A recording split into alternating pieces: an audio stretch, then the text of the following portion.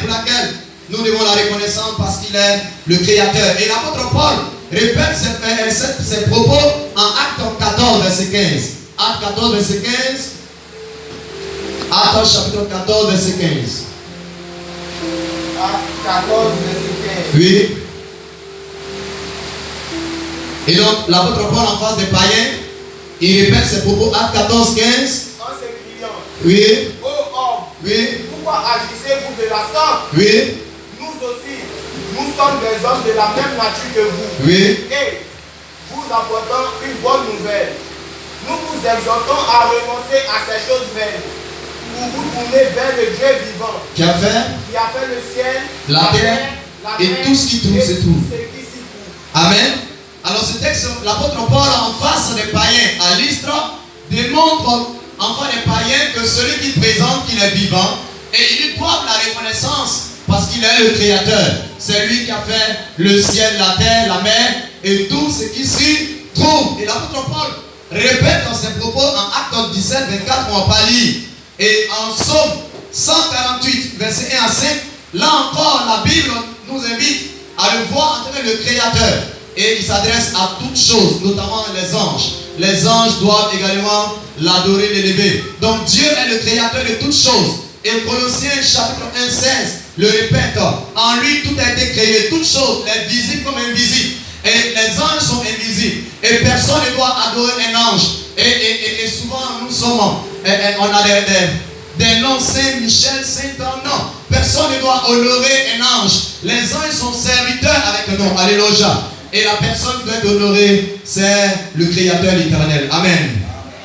Dans Colossiens en parle. Et Hébreux 11, verset 3 nous montre que c'est par la foi que nous reconnaissons que le monde a été formé, par la parole de Dieu, en sorte que ce qu'on voit n'a pas été fait de choses visibles. Donc par la foi que nous croyons que le monde a été créé. Donc Dieu est présentant que le Créateur. La première raison pour laquelle nous devons lui être reconnaissants. Et la seconde raison, c'est que Dieu, selon le passage de Psaume 127, verset 2, Psaume 127, verset 2, il nous révèle clairement ici que le Psaume 127, verset 2, en vain, vous levez-vous matin, vous couchez-vous tard, et mangez-vous le pain de douleur. Il en donne autant à ses bien-aimés pendant leur sommeil. Et donc le texte s'adresse, n'est-ce pas, à tous ceux qui entendent la voix de l'Éternel. Il est dit en vain, on se lève très tôt, soit les enfants n'arrivent pas à nous voir. On rentre très tôt, ils sont déjà endormis parce qu'on pense que c'est l'excès des efforts qui pourra nous donner ce qu'on veut. Et l'Éternel veut recadrer les hommes à la parole pour comprendre que c'est lui qui pourvoit nos besoins. Donc le texte va présenter ce que Dieu pourvoit à nos besoins. Et c'est l'une des raisons pour laquelle nous sommes reconnaissants. Ce n'est pas le fruit, l'excès de nos efforts. Bien aimé, ce n'est même pas nos efforts, mais c'est la grâce de Dieu. C'est Dieu qui pourvoit nos besoins, dit la parole de Dieu. Amen. Il en donne autant à ses bien-aimés pendant leur sommeil. Ça veut dire ceux qui ont mis des relations avec lui, ceux qui le connaissent, il leur donne autant cette nourriture. Ce n'est pas la qualité de ta force, ce n'est pas l'effort que tu feras. Bien aimé, c'est savoir compter sur l'Éternel. Alléluia. Et compter sur l'Éternel n'exclut pas l'effort. Mais l'effort ne doit pas t'amener à soustraire la grâce de Dieu dans ta vie. Alléluia. Et le Seigneur avertissait le peuple d'Israël en Deutéronome 8, verset 17 à 19, à ne point se confier en leur force. On trouve Deutéronome, le chapitre 8, verset 17 à 19. Garde-toi de dire en ton cœur. Oui. Ma force et la puissance de ma main m'ont acquis ces richesses. Garde-toi. Et donc Dieu nous prévient de ne point penser que c'est nos efforts, c'est notre sagesse, notre puissance qui nous donne la richesse, qui nous donne tout ce qu'on a. Bien aimé, c'est l'œuvre de la grâce de Dieu. C'est lui Dieu qui nous donne ce qu'on a. C'est pourquoi on lui doit la reconnaissance. Et ce qu'on a, c'est beaucoup de choses, notamment la nourriture. Le texte de Actes 14, 17 nous montre que c'est lui qui nous donne la nourriture. Actes 14, 17. Le livre de Matthieu 6, verset 25, verset 32, 31, 32 nous montre également que c'est lui qui nous donne la nourriture. Amen. Et même le texte de Psaume 104, verset 27 à 29 nous montre que c'est lui qui donne même la nourriture aux animaux. Les animaux espèrent en lui, frère. Lorsqu'il ouvre la bouche, lorsqu'il ouvre la main, les animaux sont rassasiés. Lorsqu'il ferme la main, les animaux tremblent. C'est lui, bien-aimé, qui donne la nourriture. C'est lui qui pourvoit à nos besoins. C'est pourquoi chacun d'entre nous, tout homme lui doit la reconnaissance par l'adoration au nom de Jésus. Amen. Il pourvoit à nos besoins. Et je vais citer ces besoins, notamment la vie et la respiration. On lit Acte 17, verset 24. Acte 17, verset 24. Acte 17, verset 24. Oui. Le Dieu qui a fait le monde et tout ce qui s'y trouve, Oui. étant le Seigneur du ciel et de la terre, Oui. n'habite point dans des temples faits de main d'homme. Le verset 28 maintenant, et il dit, d'abord le verset 25, il n'est point servi par des mains humaines, comme s'il avait besoin de quoi que ce soit. Lui qui donne à tous la vie. Il donne à tous la vie. Nous lui devons la reconnaissance parce qu'il est l'auteur de la vie. Il donne à tous la vie. Il donne à tous la respiration et toutes choses. Tout vient de Dieu. Tout vient de Dieu. Tout est grâce. Aucun ne peut se glorifier de ses acquis, de ses biens. C'est pourquoi nous lui devons la reconnaissance. Quel qu'il soit païen, bien-aimé, Dieu fait grâce à tout le monde. On appelle la grâce générale. La grâce générale, c'est donner la vie, donner la respiration, donner la nourriture, bien-aimé. Ça, c'est une grâce générale que Dieu fait à tout temps. On n'a pas besoin d'être chrétien pour avoir des milliards, des millions, pour avoir des grandes voitures, des grandes maisons. On n'a pas besoin d'être chrétien, mais on a besoin d'être chrétien pour avoir la vie éternelle. Il faut avoir la foi en Jésus-Christ. Alléluia. Vous savez, Dieu aura des raisons de juger tout homme. Même le païen, il va le juger parce que sa bonté a été démontrée en te donnant de la nourriture, de la respiration. Et tous les biens qui sont dans ta main en tant que païen devraient t'amener à savoir que c'est un témoignage de la bonté de Dieu. Dieu témoigne qu'il est bon envers toi, même quand tu es païen, afin que tu le connaisses. Donc la grandeur de tes biens devrait t'amener à l'humilité de reconnaître ton Créateur. Alléluia. Tout ce que Dieu te donne, la vie, la respiration, devrait t'amener à le rechercher, à l'aimer lui Dieu. Il est la priorité, la véritable richesse. Comme Jean pourrait le dire, il dit jette ton or bien aimé dans le sable, que le Tout-Puissant soit ton or. Alléluia. Nous devons reconnaître le Tout-Puissant. Également Dieu, il pourvoit nos besoins, la nourriture, le vêtement, la vie, la respiration. Mais Dieu donne aussi les enfants. Psaume 127, 3 en parle. Psaume 127, 3. Psaume 127, verset 3. Psaume 127, verset 3. Oui. Voici, les fils sont un héritage de l'Éternel. Des fils sont un héritage de l'Éternel. Oui. Le fruit des entrailles est une récompense. Le fruit des entrailles est une récompense. Bien-aimé, avoir des enfants ne demande pas, bien-aimé, seulement, ne demande pas de la volonté des parents. Si tel était le cas, il n'y aurait pas de femmes stériles, frère. Avoir des enfants est une grâce, une récompense de l'Éternel. Il fait grâce à qui il veut. Et il ne rend pas compte à quelqu'un. C'est lui qui décide de donner enfant. C'est lui qui décide de ne pas donner enfant. C'est lui qui décide. Et personne ne lui demande des comptes au nom de Jésus-Christ. Alléluia. Donc avoir des enfants est une grâce de Dieu. C'est pourquoi ce matin, si tu as un enfant, rends la grâce en l'acclamant ce matin. Alléluia.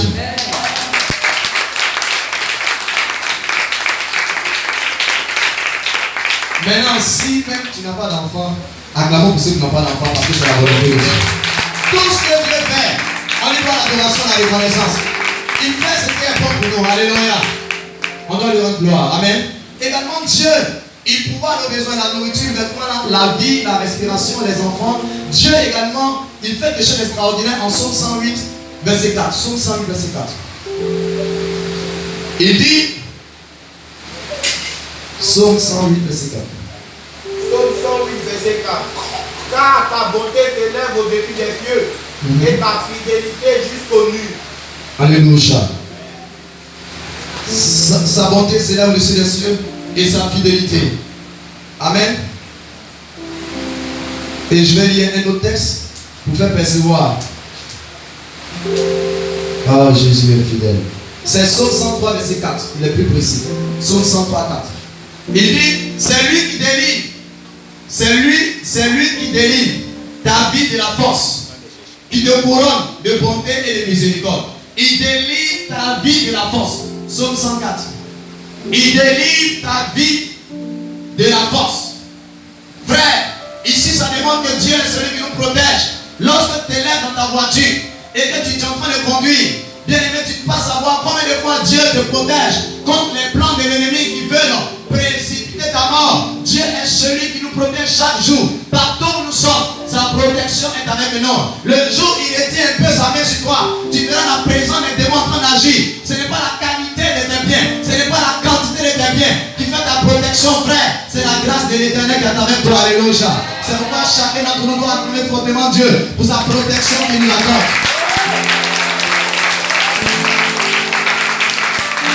Il est celui qui nous donne la vie. La protection vient de lui. Alléluia. Je me souviens qu'une année, je priais pour une femme qui est prise à l'extérieur du pays. Et ce jour-là, au téléphone, elle était pressée. Et elle a donné son sujet de prière. Et pendant qu'elle a donné son sujet, mais dans mon cœur, pendant que je prie, l'esprit insiste que je prie contre l'esprit de mort. Mais je ne savais pas pourquoi il faut prier contre l'esprit de mort. Alors qu'elle a donné son sujet, je commençais à insister. L'esprit de mort, je te condamne. Je combattais l'esprit de mort. Frère, c'est après que je vais comprendre pourquoi. Vous savez, Dieu n'est pas obligé de donner le pourquoi à ta personne. Tu es seulement obligé d'obéir simplement. Le pourquoi lui appartient. Alléluia. Il y a des personnes qui ont besoin d'obéir à condition que Dieu ait un esprit. Pourquoi? Tu ne peux pas aller loin avec Dieu. Quand Dieu dit à Abraham, va me donner ton fils, il ne dit pas pourquoi. En Genèse 22, Abraham se lève, un vrai adorateur, ne cherche pas à comprendre pourquoi il obéit. La qualité qui doit rester dans la vie d'un vrai adorateur, c'est l'obéissance. Mais beaucoup sont liés par la raison. Si la raison te conduit, frère, tu vas tomber dans la force des terreurs. La raison ne doit pas te conduire, frère. C'est l'esprit qui doit te conduire. Alléluia. Et cette femme, lorsque j'ai prié la même semaine, frère, elle a eu un accident. Mais dans l'accident, la voiture était irrécupérable. Irrécupérable. Quand il dit irrécupérable, imaginez un peu. Irrécupérable. La voiture était irrécupérable. Mais quand les secours sont venus la faire sortir, elle est sortie idem. Pas de tâches. Pas de tâches. Pas de tâches. La protection de l'Éternel est mieux que l'or et l'argent. Bien aimé, rien ne peut nous protéger. Confie-toi en Jésus, le seul qui pourra te protéger. Car ton argent ne peut pas te délivrer de l'accident. Ton argent ne peut pas te délivrer, bien aimé, des jeux des ténèbres. Il n'y a que l'Éternel. Mets ta confiance en lui. Il agira dans ta vie au nom de Jésus. Alors l'Éternel également est dit de reconnaissance. Chacun doit la reconnaissance parce qu'il est l'auteur de toute élévation dans la société. Psaume 75 en parle. Il est l'auteur de toute élévation dans la société. Beaucoup pensent que la place dans la société dans laquelle ils ont, ça élève, bien aimé, de leur sagesse et de leurs efforts. Mais la Bible dit, et d'autres même encore font beaucoup d'efforts voulant aller en Europe. Ils passent par l'eau, frère. Ils luttent par la mer. Ils veulent accéder en Europe parce qu'ils pensent qu'ici c'est la galère. Ils pensent qu'ici c'est la misère. Ils courent, ils pensent que l'Europe c'est là-bas la solution.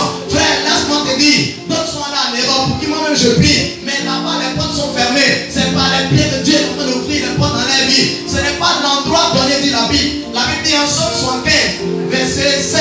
Car ce n'est ni l'Orient, ni l'Occident, ni le désert que vient l'élévation. Mais Dieu est celui qui juge. Il abaisse l'un, il élève l'autre. C'est l'Éternel qui élève. Ce n'est pas une terre donnée qui élève quelqu'un, mais c'est ta confiance en l'Éternel qui fait ton élévation. Tu peux être en France et être pauvre. Tu peux être en Allemagne et être pauvre. Mais si ta confiance est sur l'Éternel, tu peux être en Côte d'Ivoire, dans les endroits les plus reculés et être l'homme le plus riche. Parce que la main de Dieu est avec toi. Alléluia. C'est la grâce de Dieu qui élève. Mets ta confiance en l'Éternel, il sera ton élévation. Et Dieu a enseigné cela à Nebuchadnezzar, le païen qui pensait que c'est sa grandeur qui lui a donné tous ses biens. Le Seigneur lui a fait manger des lèvres pendant 7 ans. Au sortir de sa folie de 7 ans, il a eu la sagesse à glorifier Dieu. Et cela est mentionné dans Daniel 4, verset 32, verset 33, Daniel 4, verset 35, verset 37. Il a glorifié qu'il reconnaît que c'est le Tout-Puissant. Il fait ce qu'il veut. Il règne sur le règne des hommes. Et son règne existe de génération en génération. Il a glorifié le Tout-Puissant. Alléluia. Frère, si tu as une place dans la société, sois sage et honore celui qui t'a élevé. Que tu sois païen ou chrétien. il y a Dieu que tu ne connais pas qui est bon pour tout le monde, qui élève. Et donc, si tu es païen ce matin, laisse-moi te dire, sa bonté pour toi doit t'amener à le connaître. Amène ta foi en Jésus-Christ pour être sauvé ce matin. Alléluia. Et si tu es chrétien ce matin, je vais te pousser à plus d'humilité et à glorifier chaque jour le Seigneur pour la bonté qu'il te fait au nom de Jésus. Et la Bible dit en Daniel chapitre 2 verset 20-21 qu'il est l'auteur de l'intelligence et de la sagesse. C'est lui qui pouvoir l'intelligence. Et lorsque chaque enfant naît, chacun n'est pas avec une grande maison, chacun n'est pas avec une grosse voiture, mais chacun naît avec un don de Dieu qu'on appelle l'intelligence et la sagesse. Alléluia. Il y a des gens qui ne sont pas à l'école, mais donc Dieu a donné le don, la capacité de construire, d'élever un mur, de construire un bâtiment, le bâtiment dans lequel nous sommes. C'est des gens qui ont cette sagesse, cette aptitude de le faire, d'élever. C'est un don de l'Éternel. Alléluia. Et encore dans le désert, il y a des personnes comme Bethsalem, Exode 35, 30 à 35. Exode 35, 30 à 35. Exode 36, verset 1. Des hommes comme Bethsalem, ils n'avaient pas le BTS en construction, mais la Bible dit l'esprit de l'Éternel était sur lui. Il avait l'esprit de l'Éternel. Il avait la capacité, la compréhension de pouvoir construire le tabernacle. Bien aimé, quand l'esprit est sur toi, il ouvre ton intelligence naturelle. Tu deviens surnaturel, frère. Tu as l'esprit de créativité. Tu peux concevoir, tu peux entreprendre. Parce que l'esprit est sur toi. Alléluia. Frère, quand on parle d'ingénieurs en technologie, ingénieurs dans le domaine agricole, on devrait citer les enfants de Dieu. Parce qu'ils ont non seulement l'intelligence naturelle, mais ils ont une intelligence supérieure, l'esprit de Dieu sur nos frères. La créativité devrait venir des enfants de Dieu. Aujourd'hui, les enfants de Dieu sont en train de s'employer pour quelqu'un, pour lui parler à la fonction publique, travailler pour quelqu'un, frère. Après 30 ans de service qu'il a servi, frère, tu as fait quoi? Si tu travailles pour toi, frère, avec cet argent-là, tu serais allé très loin. Alléluia. Je vous encourage à être des entrepreneurs, à être des chefs d'entreprise, mon frère. Car la créativité vient de Dieu. Dieu donne la sagesse, l'intelligence pour entreprendre. Il faut le faire au nom de Jésus-Christ. Il y a une dame, par le passé pour laquelle je priais, sa camarade, elle ne sait pas lire et écrire. Mais parce qu'elle a compris la parole, elle est chrétienne, elle ne sait pas lire et écrire. Mais elle achète une maison, cash 23 millions. Pourquoi? Dieu lui a donné la sagesse d'entreprendre. Elle a une diversité d'activités. Diversité d'activités. Elle entreprend et elle est élevée. Frère, aujourd'hui, on a l'esprit bureaucrate, l'esprit francophone. La colonisation, frère, a encore son effet. Où chacun cherche à travailler à la fonction de mes frères. Sois délivré ce matin au nom de Jésus. Alléluia. Soyez des entrepreneurs pour le Seigneur Jésus au nom de Jésus. Alors, nous allons voir rapidement comment exprimer sa reconnaissance. Comment exprimer? On a vu quelques raisons de la reconnaissance. On est reconnaissant parce que Dieu est le créateur. Il pourvoit nos besoins, à savoir la nourriture, le vêtement, l'entretien du corps, la vie. Il pourvoit la vie, la respiration. Il nous donne des enfants. Il est l'auteur de l'élévation, de la sûreté, l'intelligence, la sagesse. Mais comment exprimer sa reconnaissance? Première chose, la priorité pour Dieu. Comment être reconnaissant? On va lire Romains 12, 1. Romains 12, 1. Romains 12, 1. Comment être reconnaissant? Romains 12, 1. Je vous exhorte donc, frères, par les compassions de Dieu, à offrir vos corps comme un sacrifice vivant, saint, agréable à Dieu. Ah, merci Jésus. De votre part un culte raisonnable. La première reconnaissance qui touche le cœur de Dieu, qui honore Dieu, c'est le sacrifice de notre propre vie à Dieu. La manière dont tu dois être reconnaissant, qui peut toucher Dieu, c'est l'offrande de ta vie à Dieu. C'est-à-dire donner ta vie à Jésus, offrir ta vie à Jésus. Si ce matin, tu n'as pas le Seigneur Jésus, je voudrais t'inviter ce matin à mettre ta confiance en Jésus pour avoir la vie éternelle, à offrir ta vie à Dieu. La chose la plus chère dans la vie de quelqu'un, c'est l'offrande de sa vie. Et ce que Dieu veut, c'est que tu aies une relation avec lui. Ce que Dieu veut, c'est que tu le connaisses. Quiconque ne connaît pas Jésus, quelle que soit la quantité de tes biens, tu es sous la malédiction. Frère, je te dis la vérité, parce que le bonheur, la richesse pour Dieu, c'est avoir une relation avec lui. Quiconque a Dieu, la Bible dit que tu es béni, même si tu es pauvre. Mais quiconque a des millions, mais n'a pas Jésus, la Bible montre que tu es encore maudit, frère. Oui, Parce que la véritable richesse, c'est avoir Dieu dans sa vie. C'est avoir Dieu dans sa vie. C'est pourquoi la Bible dit en Éphésiens 1,4, Éphésiens 1, verset 3. Il dit, béni soit le Père, notre Seigneur Jésus, qui nous a bénis de toutes sortes de richesses spirituelles dans les lieux célestes en Christ. Il nous a bénis. Chaque enfant devrait changer de mentalité. Beaucoup pensent que la bénédiction, elle est matérielle seulement. Et c'est pourquoi on est inquiet, on est triste, on murmure parce qu'on n'a pas de matériel. Si tu as compris qui tu es, tu vas commencer à glorifier Dieu. Et le matériel va courir derrière toi. Un véritable enfant de Dieu ne court pas derrière le bien matériel. Un véritable enfant de Dieu recherche premièrement le royaume des cieux. Et ce matin, je voudrais te dire, la meilleure des reconnaissances, c'est offrir ta vie à Dieu. Si ce matin, tu ne connais pas Jésus, c'est l'occasion d'offrir ta vie à Dieu. C'est la meilleure richesse, frère. Quiconque n'a pas de relation avec Dieu, Dieu te voit sur la malédiction. Il ne te connaît pas. Il ne te connaît pas. Et lorsqu'il a dit cela à l'homme riche, les disciples ont dit, mais qui peut avoir le royaume des cieux? Il dit, cela est impossible aux hommes, cela est impossible à Dieu. Parce que les disciples de Jésus pensaient que quand on est riche, c'est parce que tu connais Dieu que Dieu te fait, donne la richesse. Mais à travers le témoin de l'homme riche, à qui Jésus a dit, va vendre tes biens et partage ça aux pauvres. Quand il a donné d'or, le Seigneur a dit, il est plus facile pour un chameau de passer par le trou d'une aiguille qu'un riche dans le royaume des cieux. Les disciples étaient choqués. Mais qui peut avoir le paradis? Le paradis, c'est un don de Dieu, c'est impossible à l'homme. C'est un don de Dieu. Et quiconque n'a pas Jésus est encore loin de Dieu. Alléluia. Et ce matin, la première manière d'exprimer sa reconnaissance, c'est donner sa vie à Jésus. Ce matin, même si tu donnes de l'argent à Jésus, des millions à Jésus, ça ne peut pas être plus élevé que l'offrande de ta vie. Il n'y a pas d'offrande qu'il a créée que l'offrande de notre vie. Car il veut nous sauver. Et ce matin, je voudrais te supplier, dans la compassion de Jésus, il revient bientôt. Il jugera l'humanité. Ce qui recherche dans ta vie, c'est l'offrande de ta vie. Alléluia. Et la deuxième manière dont on parlera pour exprimer sa reconnaissance, Hébreux 13, verset 15. Hébreux 13, verset 15. Donc le premier sacrifice, le sacrifice de sa vie.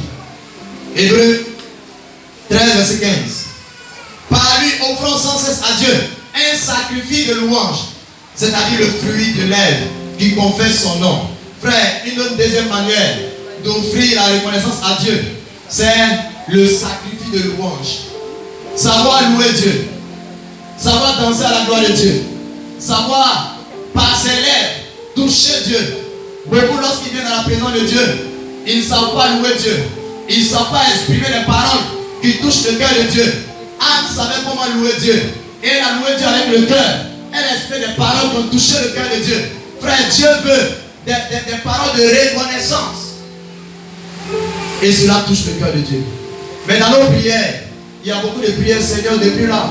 Regarde, telle situation m'arrive. Si vraiment tu avais compris, pas telle chose m'arrive. Mais le Seigneur voudrait te dire d'abord, pendant que tu as la vie, est-ce que tu l'as acheté? Est-ce que tu lui dis merci pour la vie? Est-ce que tu lui dis merci pour la santé? D'autres n'ont pas la santé, bien aimé. Toi, tu l'as. Tu devrais commencer à être reconnaissant pour les petites choses qu'il te donne. Et il en fera encore de plus grandes. Donc Dieu veut un sacrifice de louange. Alléluia. Il veut la qualité de ton adoration. Donc, vous voyez, le sacrifice, c'est ce qui te booste la qualité. Amen. La troisième manière d'exprimer sa reconnaissance. Hébreux 13, verset 16. Oui. Et n'oubliez pas la bienfaisance et la libéralité. Oui. Car c'est un de tels sacrifices que Dieu prend plaisir. Alléluia. Un autre sacrifice, c'est le sacrifice de nos biens. La libéralité, c'est de tels sacrifices. Une personne ne peut pas sacrifier ses biens à Dieu si premièrement elle n'a pas sacrifié sa vie à Dieu. L'argent fait concurrence dans nos cœurs. La Bible dit un homme ne peut pas servir 2 maîtres. Tu ne peux pas servir Dieu et maman. Non. Et ce qui montre qu'une personne est convertie, cela se voit même par la qualité de ses offrandes à Dieu. Qu'est-ce qui montre que tu es converti si tu n'es pas capable d'offrir à Dieu ce qui te coûte cher? Parce qu'à la vérité, ce qui te coûte cher, c'est Christ en toi. Donc tu es capable de lui offrir le reste. Parce que tu as tout. Christ en nous est l'espérance de la gloire. Christ en nous. C'est tout. Alléluia. Celui qui a Jésus en soi doit pouvoir glorifier Jésus et lui offrir. Alléluia. Donc ce matin, frère, selon la Bible, la manière d'exprimer notre reconnaissance, c'est à travers notre vie, notre louange, mais également nos biens. Amen. Alléluia. Que Dieu soit béni ce matin. Amen. Ce matin, nous allons exprimer la reconnaissance à Dieu. Amen. Tout homme doit exprimer sa reconnaissance à Dieu par l'adoration. Et quand on parle de l'adoration de toutes ces choses, c'est donner sa vie à Jésus. L'adoration, c'est offrir des paroles à Jésus. L'adoration, c'est donner ses biens à Jésus. Et ce matin, la première chose qu'on va faire, c'est commencer par lui dire merci pour toutes les petites choses qu'il a fait dans ta vie. Pour la vie qu'il te donne, la santé qu'il te donne. On va commencer par le glorifier. Ce matin, on va l'élever. Ensemble, on va avoir une bénédiction du Seigneur. Glorifions le Seigneur, glorifions le Seigneur.